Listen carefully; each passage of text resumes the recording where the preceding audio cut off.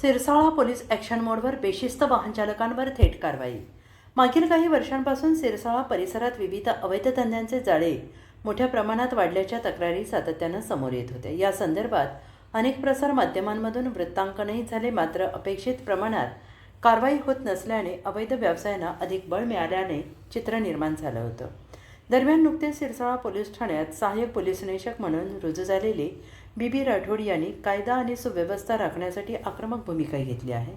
वाहतूक नियमांचे उल्लंघन करणाऱ्या आणि बेशिस्त वाहन चालकांवर थेट रस्त्यावर उतरून कारवाई करण्यास सुरुवात केली. डॉक्टर बाबासाहेब आंबेडकर चौक परिसरात बेकायदेशीररित्या उभ्या करण्यात आलेल्या वाहनांवर स्वतः उपस्थित राहून त्यांनी कारवाई केली. यामुळे वाहतूक शिस्तीबाबत पोलीस प्रशासन गंभीर असल्याचा संदेश नागरिकांमध्ये गेला आहे.